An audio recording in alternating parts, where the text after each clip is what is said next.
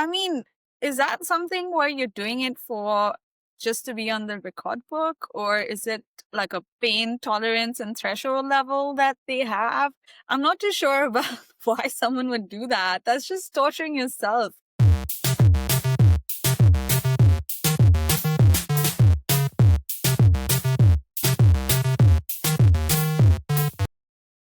Hello, and welcome back to the Random Guest Room podcast. My name is Manisha, your host, and today we have Giselle. Welcome, Giselle. Do you want to start off with perhaps telling us a little bit about your podcast as well? Yeah, so our podcast is the Unrehearsed podcast. It was really just kind of like a passion project that I started with all of my friends. Now it has been turning into more of a community-based event, community-based conversations of like really hard things. We don't shy from any hard conversations. So it's really just having fun, being super light, just having fun and just kind of playing with my friend basically is essentially what it is. I like to see how many reactions I can get from her on like an episode basis. But that's pretty much what our podcast is about. That's awesome. Honestly, like there's nothing better than having a podcast with your friend. It means spending more time with them, and also it's growing into something. And I honestly wish you luck with your podcast because I think it's an amazing idea. But now we're going to just jump into a few topics as well. I'm going to give you a brief of what this episode is about. So, we're going to be covering random topics, as the show's name is, the Random Guest Room Podcast. I bring in random guests on the internet and we talk about random topics. So, we're going to be covering world records, talking about the human brain and fashion choices as well. We'll start off with a topic that I think everyone secretly loves watching. World records and viral challenges. There's so much talent out there in the world. And I love that it's become a thing to actually, in the form of a Guinness World Record book, to actually see these viral challenges. At least when I was younger, I used to love going through the books every year, and they have these editions on a yearly basis. And just to throw a fun fact about what the Guinness World records are and how it actually started. It started in the 1950s, and it was because people were arguing in a pub about debates about random facts. And to settle the debate, uh, the Guinness Club just decided to turn it into a book of world records. And I think that's the best way to settle arguments. And they The made it coolest thing into ever. this, yeah, they made it into this yearly thing. And well, it somehow turned into like a global obsession. And now you see the world's most bizarre records on that book every single year. Uh, so one that I recently stumbled upon was when a teenager added 104-digit number in under 31 seconds in his head. This is an Oh my, Indian teenager. I can't even do that on a calculator without double clicking. no way. I am so bad now. Like I am shockingly bad. So I can't even imagine No, I doing agree. I agree. Like same. And when I was younger, my mother enrolled me into these uh, abacus classes, and it was called UC Mass, where you could do mental calculations, and also with the help of this tool and abacus. Back in the days, they used to use it as well for quick calculations, and you could also do it mentally.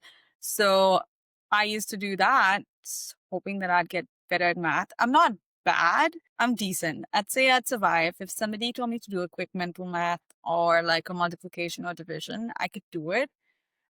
But yeah, I'm not the best at doing off like adding 104-digit numbers. That's beyond. I mean, I not mean, even that's another like level. I mean, I don't even like it's like the people who do the Rubik's Cube. Have you seen those Rubik's Cube yes, like yes. challenges? Like How do you that's solve? the lowest Yeah, and that's in like seconds. I don't know how to solve one as yet. Do you know how to solve one? can get us biggest accomplishment for me. Same. Same. That's it. And then I'm like, oh, there are three more sides. Well, I don't know how to do this now. I tried learning. There is a trick to it. I haven't quite gone about that as yet. I think it needs a lot of patience as well, and I'm kind of short on patience when it comes to those kind of things, to be honest. Um, but that was one really crazy one that I saw. Another one I saw was that someone uh was running barefoot on Lego bricks, God. which it tells me is that people are built differently. I mean, is that something where you're doing it for just to be on the record book, or is it like a pain tolerance and threshold level that they have? I'm not too sure about why someone would do that. That's just torturing yourself. Yeah, I don't even know where to begin with that one, to be honest. I'm gonna need a massage therapist after that because that Yes. is gonna hurt. But it's just kind of like, do you like this kind of pain, or is it just like sheer I want to be driven to be number one? Like, is it a Yeah, competitive side, or is it just like fun to be in pain? exactly. Exactly what I'm unable to figure out why someone would do something like that. Like, also, is there like a cool one that you saw that you want to share with us? So actually, I was thinking about this, and I feel like the one thing that really stuck out in my brain when we were talking about it was, have you ever watched the music video for I'm gonna age myself so much. Paramore? It's like they had a music video, and their whole music video was them breaking world records. And it was like, for me as a teenager, I was like, "This music video." Um, Yeah, that is really cool. I'm not sure if I came across it actually. Must I'm gonna have. have to send it to you. Yeah, yeah, send it to me. I'll link it out here for everyone to watch it as well. It is so, like, funny and cool to watch, and it's, like, totally random, like, Guinness records, and they actually, like, I looked it up, before we had this conversation, and they are actually still the holders for, like, some of these world records, and I'm like, "That is the coolest thing ever."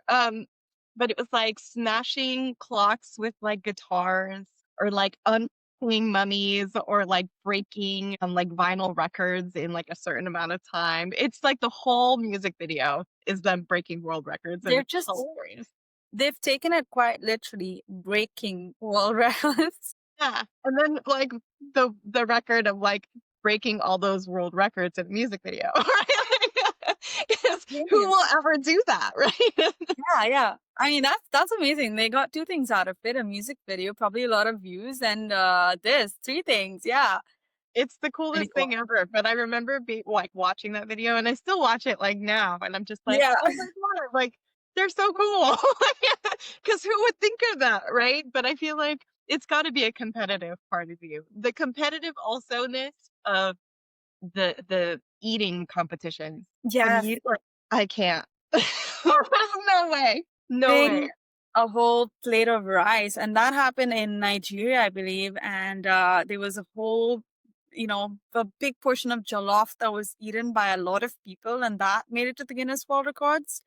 Um, but if one were to give me like a whole plate of fried chicken or chicken and eat it within a certain amount of time, I won't do it alone, but I'll get one person to do it with me. Not a person actually. I'll get my dog to do it with me. I think combined, we would finish it. If it wasn't. I mean, my dog would have more than me, but still. There's a lady called, I think her tag is like Reina is crazy or something like that on TikTok.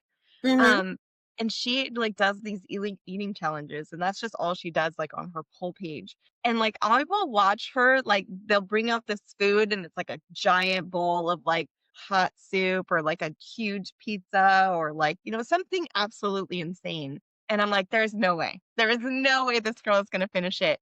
And she Yeah. finishes it with plenty of time, drinking soda and just, like, chilling. Like the same girl that has like McDonald's and finishes like a whole meal, or they probably two different accounts, but I have seen like that as well on TikTok and on Instagram, and I cannot. That's one, that's a lot of calories, and secondly, how do you digest that food? Like I would be miserable the whole day. For a week. I mean, like, I Yeah. just no one wants to eat after that because there's just no way. Yeah. It just bounce back and be like, "All right, cool, I'm done." I mean, you put money, so I guess that's cool to pay for your, like, medical bills. Yeah. That hopefully they cannot have be. insurance or something because that's a lot of food. I mean, it's one thing to do it for the views, but don't do that to your body. I think that's just risking a lot of it for Yeah. views. Hot dog eating content. People Yeah, take it so serious. yeah. It's one thing to be competitive, but I get it. Like after a while, just give it up. Don't continue. Like, take it easy. Have a salad. Yeah, yeah. Like there's a whole spectrum of these world records as well, right? Like one is skill based, where you naturally have maybe a gifted voice, you could play an instrument well, or just solve a problem really fast. And the other one is just chaotic, right? So this falls on the chaotic side, I feel as well. Yeah. Um, Such a good point. Yeah, yeah, definitely. yeah. But love all these records though. I think it's just very entertaining. And while, it's always interesting to know how the human brain works in terms of like what makes them do these records. But, really segueing into our next topic and what you mentioned that, which I didn't know as well, is that you love psychology. And this topic is actually perfect because I think a lot of us need to be a lot more aware about how the prefrontal lobe works. I learned a lot about it in my 20s as well. And as I was, growing older, I understood a lot more about the decisions that I was making and on what basis. Looking back at a lot of decisions that I did make in my 20s, be it my early 20s or mid 20s, I now understand that while I may have been very impulsive at the time, there was a reason behind it, right? So I'm going to talk about an experiment that had happened with a man named Phineas Gage. And his story completely changed about how we understand the brain and especially our personality. So back in the 1800s, this man named Phineas Gage, he was a railroad worker. And during an accident, there was a large iron rod that went straight through his skull and it entered through his cheek and exited out of the top of his head. Um, and here's the wild part, he survived all of that, which was really shocking to everyone. He was conscious, he was walking, he was talking. Um, and physically, he healed, but people noticed something else. His personality changed. He was extremely impulsive. He was socially inappropriate, which caused him to lose a lot of his friends, his partner, everything. And he was so different from what he was before, right? So, this is when the scientists realized that the prefrontal lobe, which is the front part of your brain, isn't just about thinking, right? It's about your decision making, your emotional control, and your social behavior. So it's basically your filter.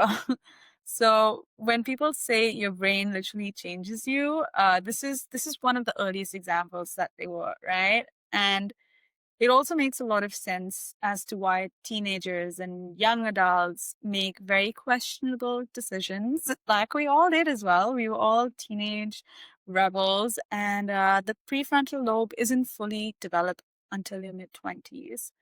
Um, Honestly, knowing this has made me way more forgiving of my past and the past version of myself, to be honest.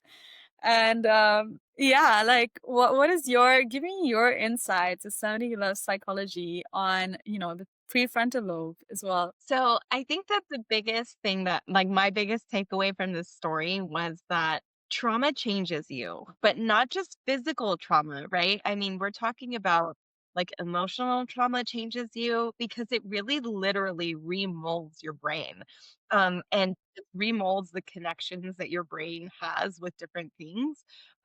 So just like the things that I've learned the most in like the trauma touch therapy world was very much that like the more we like ignore things, the more that we just kind of like, bury things. Yeah. Everything it's like people will say like trauma, right? Trauma is such a big word. Um Big T trauma and little t trauma is how we kind of separate it, right? But Mhm. even little traumas will like change you in the way that you perceive things. Um, and when you kind of ignore those things and just kind of like push them away or push them aside or, whatever, and you don't take the time to really understand them, they really do just change you. They change who you are, they change how you respond to things, they change your actions.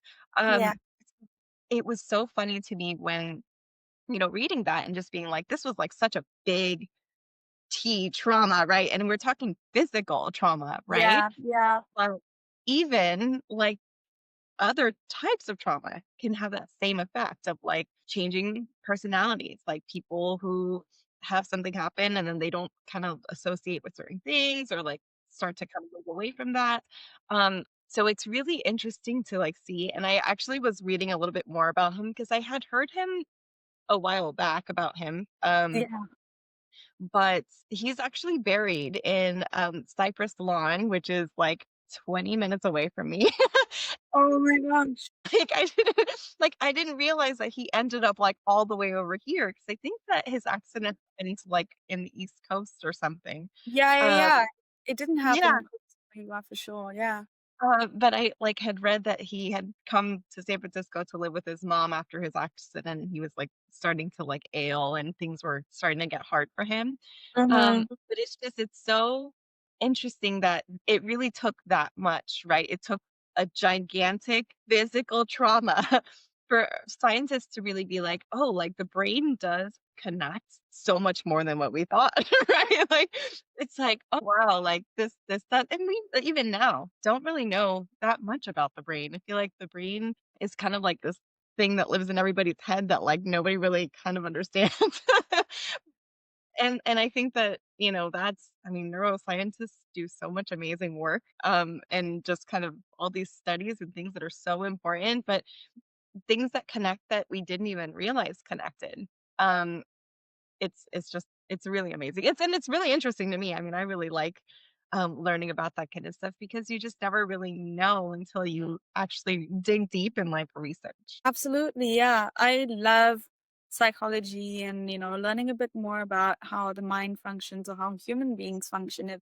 I find that topic so interesting. In fact, one of my favorite psychology books that I keep going back to is Man's Search for Meaning by Viktor Franklin. That is an amazing short read. It's 150 pages, but it tells you so much about your mind. And I think that's one of the life-changing books for me, at least. Wherein it just taught me how to appreciate things a lot more in life, not take things for granted. There were people that were put under such brutal conditions, especially during the World War II, and that's what this it tells you about the Holocaust and what happened then. And this man who really made it through the struggles of what he went through as well back in the days. Um, so yeah, it just makes you appreciate the little things in life, understanding about your brain and willpower as well, and how that really affects you and your decision making. And also speaking about like experiments about the brain, right? Like there were scientists that also kind of scrambled parts of the brain in this one experiment as well, and how um, people were just functioning very differently when certain parts of their brain were not appropriately molded as well. So I think that to me was really interesting too. The way you behave, the way you act, and like certain parts of your brain are responsible for certain functions as well, right? But speaking about the prefrontal lobe, um, it's really interesting that this is, going a bit of a different tangent now, but people often say that the people that you meet in your early 20s need not be the person that you be with going later on in life. Now, I know this is different for everyone, and sometimes you feel that connect and it really is genuine, but sometimes we make the wrong decisions by maybe getting into a relationship, which was probably not the best for us in our 20s. And only later on realize that, there is something you have suddenly evolved as a person and you have suddenly matured and you realize that there's certain things that you want are very different from what you once thought you did want as well. So, what do you think about that aspect of it with decision making in our early days versus like when you go older and you reflect back on those decisions as well? Actually a really good point. And something that and I will say, I like the idea of this book, but I cannot get through it. I cannot. It's so dry. It's so dry. And I'm so sorry if like this ever gets like blows up to like some super fan or like the author of this book, but it's just really dense. And I Yeah. haven't been able to get through to like the whole thing. But at the very beginning, in Malcolm Gladwell's book Blink, Mhm. he talks about how like conjoined twins, they like ask them like, you know, rate your life, like rate how you view your life, right? And they're Okay. like, oh, like, we're great, everything's. But like us as outsiders can see in and be like, how could they be happy? They are never alone, like they don't ever have space. But like it's the lived experience, right? So, like, in your lived experience, you rate it a 9, 10 because that's all you know. Like, you don't ever really Mm. you don't see the other perspectives. You don't know what that feels like until you're actually there, right? So, it's really interesting, like, looking back, especially in, like, my life, where I'm just like, I was so like, "This is everything. I will die on this hill. This is, like, absolutely the best decision ever." And then looking back at it now, being like, "Oh, like, maybe not the best decision," Yeah. but it was very much the lived experience, right? At that point, I didn't have any more additional information to really decide and kind of move that scale and be like, actually, this is a good idea, right? So I think that, you definitely need to like cut yourself some slack when you look back at your life, because you didn't have the lived experience of the opposite or of something else, or just like the knowledge of like, when this happens, like this is what's going to be the consequence, right? So, Yeah. Yeah. um, it's something that I have learned to look back on with kinder eyes of just being like, yeah, you really didn't know any better. Yeah. You're so right about that. And as I said earlier as well, like I do cut myself some slack as well. And just, yeah, like I just forgive myself for all the moments where I have made certain decisions in life and moved on from it gracefully, honestly. So, Yeah. Gracefully is like the biggest gift you could have given yourself. It's like when you could just walk away and be like, okay, we're done. Like this is done. I'm moving on. Like, and just being able to cut that even at a young age and like let it die there is the biggest gift your like past self could have given your future self. yeah, exactly. No, I agree. Well, on that note of questionable decisions, let's move on to our next topic, which is embarrassing fashion trends that we all love. Okay. The Now, over tweezed eyebrows. I'm already uh, like, yeah, yeah, yeah. The thin pencil eyebrows, over tweaked pencil eyebrows. eyebrow. I've done Mm. that. And looking back at my pictures, I was like, what am I doing? What was I thinking? But these were all trends back then, right? And we would usually people follow trends based on what celebrities do, what they see online and what everyone is, wearing around. We're very influenced by the decisions around us. And I feel like I'm trying to get a sense of my own personal style and fashion and what I feel the most comfortable doing and wearing versus following the trends these days, right? And back in the days, or like when we were younger, remember the skinny jeans that all of us used to wear? Uh, Girl, I still wear those skinny jeans. I'm a millennial. Love that. I can't give them up, I just think, well, I'm working towards a skinny jeans body. It's gonna be 2026. I'll get back on that trend. You will bury me in my skinny jeans, let me tell you. You have to pry them off of me. I think yes, those are like acceptable. Those are that was a phase, and I remember that they were only skinny jeans back then in the stores. In The fact, gem. my very first pair of like jeans when I was turning into a teenager were skinny jeans as well. Like I didn't find anything else. Or Yeah. even over layering and wearing like multiple belts and like wearing boots in the Not for summer. chunky belts, right? Yeah, with the dresses, you have the black chunky belt or like these weird thick belts. that was a thing. Or even like, these long shirts with shorts, that was a thing as well. God, that I was don't know. Like, I don't think wild. if I wear any of that like now, I'd get people staring at me really. Like, I think certain trends are coming back now, like the whole vintage outfits and, Oh, wearing like these vintage. vintage or like those old Guess bags, and all of that is selling for a really high price right now. If you go to thrift stores, it's those things are expensive, right? Thrift stores in general are just crazy. I feel like I walk in and I'm like, this is all used stuff. Like, Right? somebody has worn this for a long time. Yes, and you're selling it to me at the price of what I can get for a new item. Yeah, sure, no.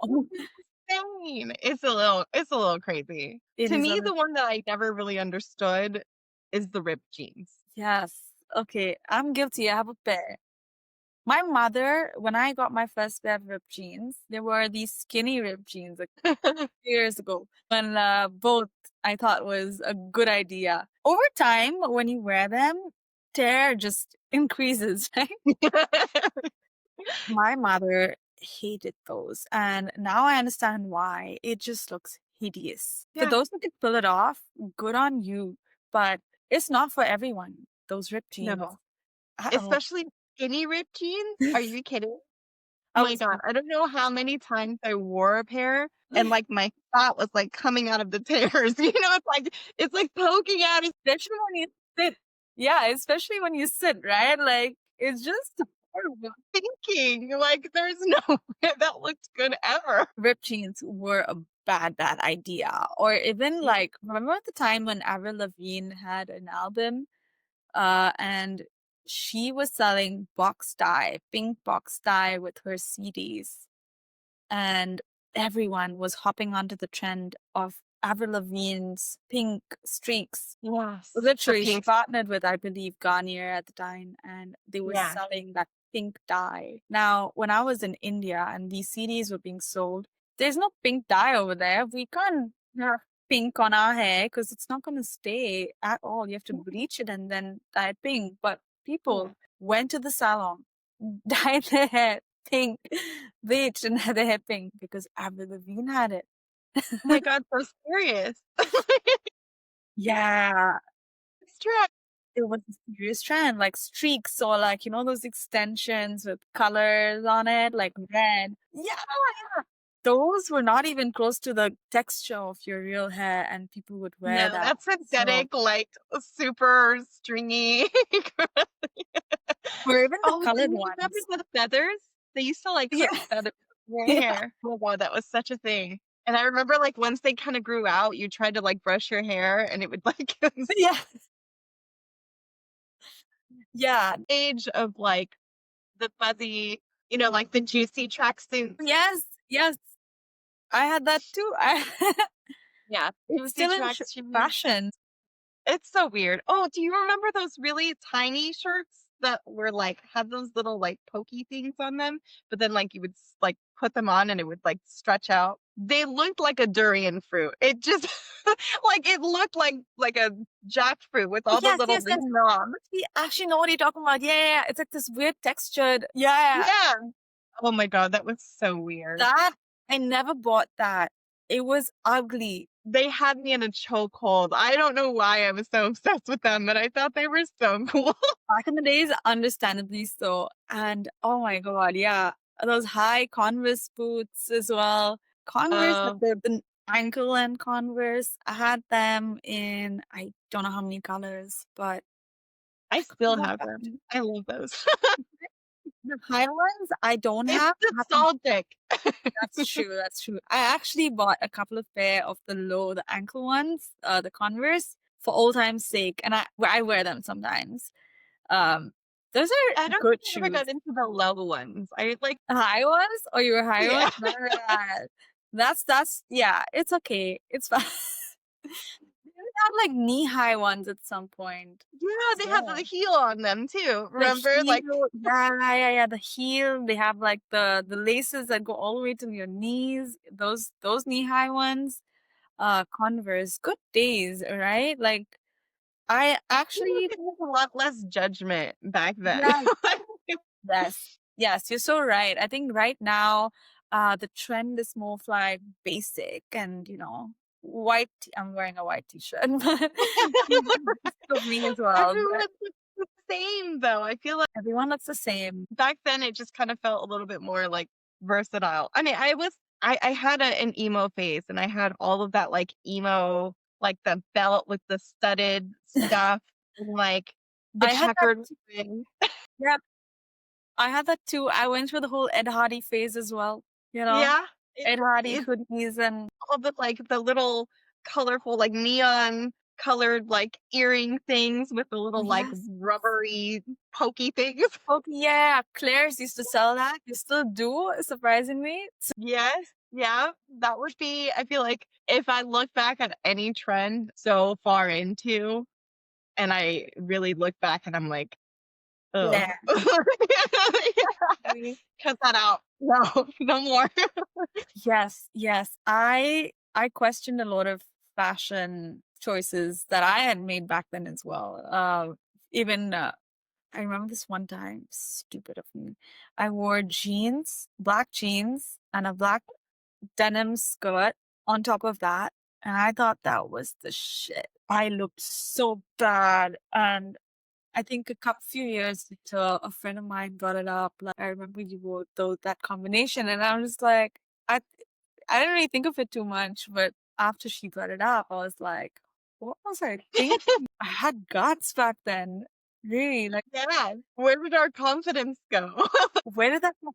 Cortex developed and now we have Now we're so self-aware, and catch me wearing that combination again and know that something is wrong with me.